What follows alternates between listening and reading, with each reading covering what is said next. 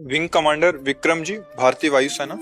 राधे राधे। गुरुदेव, आपके चरणों में कोटि कोटि प्रणाम। महाराज जी, भारतीय सेनाओं में अधिकारियों में काफी पार्टी होती है जिसमें अशुद्ध आहार, मदिरापान इत्यादि होते हैं। इस परिस्थिति में धर्म का पालन किस प्रकार और चिंतन खराब ना हो, ऐसा क्या करें? हाँ, विचारणीय विषय है विचारणीय विषय, क्योंकि जो संघ है उसका जो रंग है उसमें हम अपने को बचा पावे, ये तो बहुत बड़ी प्रवीणता की बात हुई। पर ये नहीं कि बचाया नहीं जा सकता, ऐसा नहीं है, बचाया जा सकता, पर है बड़ी कठिन परिस्थिति।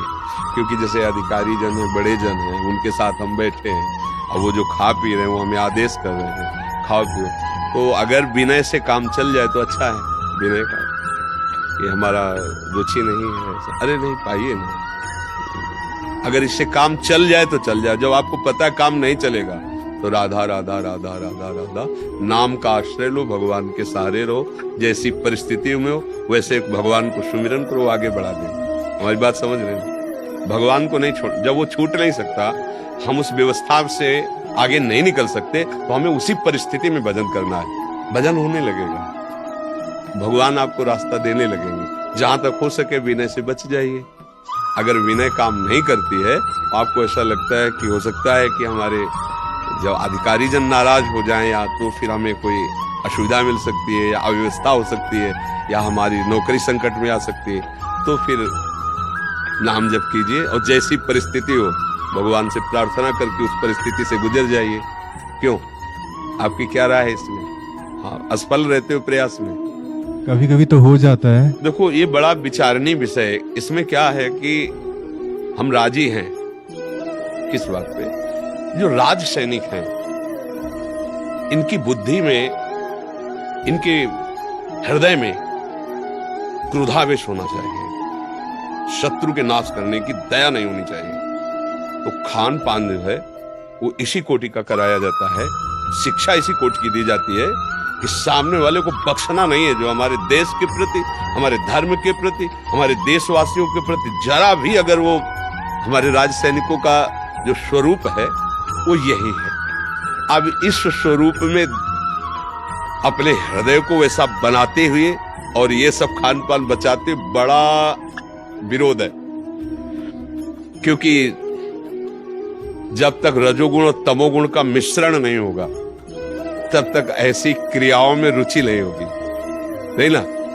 अब आप केवल दाल रोटी पाए और गाय का दूध पिए और भजन करे तो आपको यही सुनाई देगा, सन्यास मिल जाए तो अच्छा है, तो हमारी सुरक्षा डगमगा जाएगी।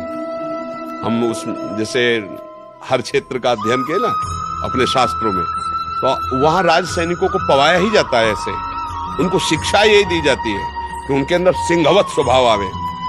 देखो, वो भजन भी है, वो भी भजन है, उसमें अगर आपने चूक किया तो हमारा भजन फेल हो जाएगा।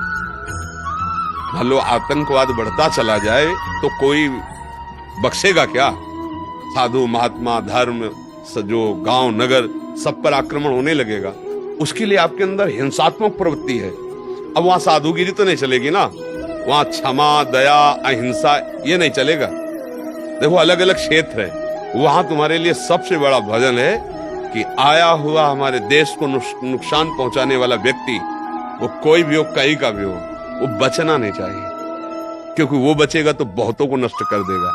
तो उस समय जो स्थिति चाहिए, अब आप ऐसे पहाड़ों में फंसे, ऐसी जगह फंसे, अब जो मिले जैसे मिले प्राण पोषण करो, विजय प्राप्त करो।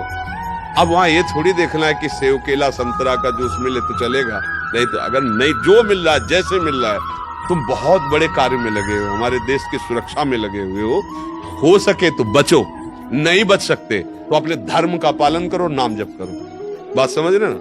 आप राजकीय विभाग के, हमारे देश के रक्षा पद पर हैं। हमारे सब सैनिक वो कम नहीं है। हम यहाँ बैठ करके भजन कर रहे हैं, वो पहाड़ों में, बॉर्डर में हर कष्ट सहते हुए, जहाँ कोई सुख सुविधा नहीं है, जहाँ ऑक्सीजन भी सही नहीं, वहां भी हमारे देश के सैनिक लगे हुए। और उनको उपदेश करें कि तुम जो है मूंग की दाल और फुल्का और ये जो मिले जैसे मिले, तुम अपने प्राणों की रक्षा करो, हमारे देश की रक्षा करो और नाम जप करो, तो उसको गति अच्छी प्राप्त होगी, दुर्गति को प्राप्त नहीं होगा। स्वेच्छा से आप खाने की इच्छा मत करो, परिस्थिति बस ऐसा होता है तो पीछे मत हटो, नाम मत छोड़ो, आगे बढ़ो। समझ रहे ना हमारी बात?